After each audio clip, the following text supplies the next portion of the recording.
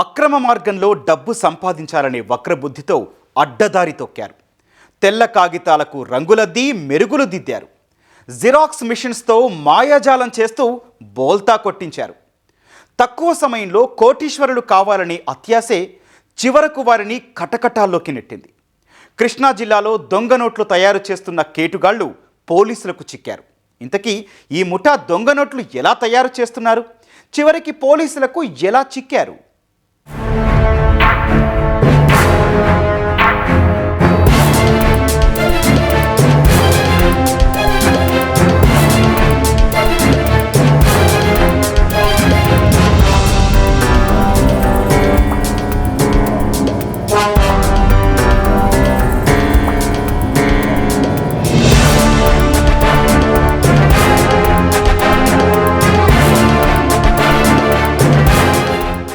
తక్కువ సమయంలో ఎక్కువ డబ్బు సంపాదించాలని పథకం వేశారు.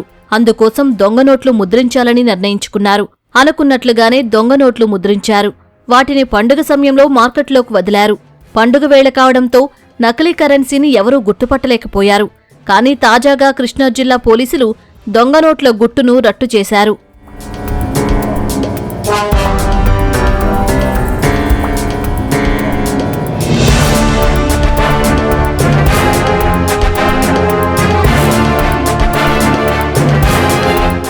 కృష్ణా జిల్లా పెడన నియోజకవర్గం కృత్తివెన్ను మండలం సంగముడిలోని ఓ వైన్ షాపులో ఇద్దరు వ్యక్తులు డబ్బులిచ్చి మద్యాన్ని కొనుగోలు చేశారు. అవి దొంగ నోట్లు అని గుర్తించిన మద్యం షాపు నిర్వాహకులు పోలీసులకు సమాచారం ఇచ్చారు. రంగంలోకి దిగిన పోలీసులు 2 బృందాలుగా ఏర్పడి దర్యాప్తు చేపట్టారు.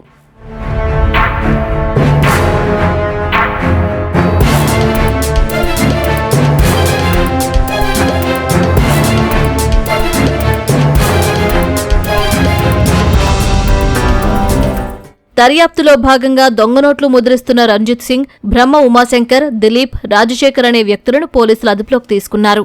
ఈ కేసులో A1గా ఉన్న రంజిత్ సింగ్ పై గతంలో పలు కేసులు ఉన్నట్లు పోలీసులు గుర్తించారు. రంజిత్ సింగ్, బ్రహ్మ ఉమాశంకర్తో కలిసి పెందుర్తి మండలం కోకవణిపాలెంలో ఓ ఇంటిని అద్దెకు తీసుకుని దొంగ నోట్లు ముద్రిస్తున్నాడని పోలీసులు తెలిపారు.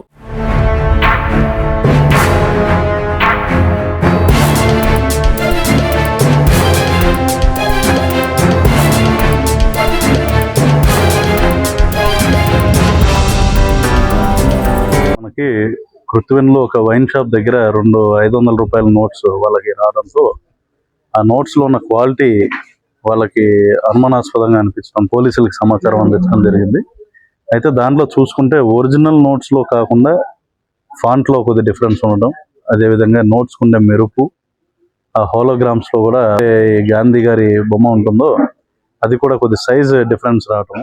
రంజిత్ సింగ్ ఈ కేసులో A3గా ఉన్న దిలీప్, A4గా ఉన్న రాజశేఖర్ నుంచి 30,000 రూపాయలు తీసుకుని దానికి బదులుగా ₹1,00,000 నకిలీ నోట్లు ఇస్తూ వాటిని మార్పిడి చేయిస్తున్నాడని పోలీసులు తెలిపారు. నిందితుల నుంచి 6 లక్షల రూపాయల నకిలీ నోట్లు, దొంగ నోట్లు ముద్రణకు ఉపయోగించే సామగ్రిని స్వాధీనం చేసుకున్నారు.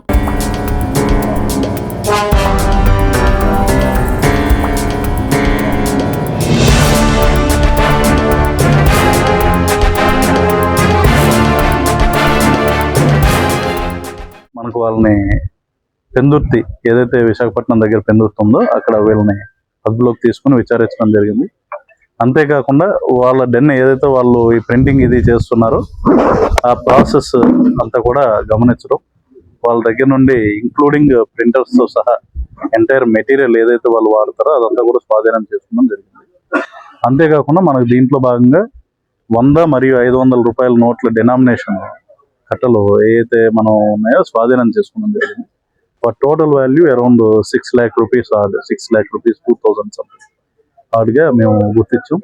అవన్నీ కూడా ప్రాపర్ గా యాజ్ పర్ ప్రొసీజర్ సీజర్ చేసి ఇక్కడ పొందుపరచడం జరిగింది.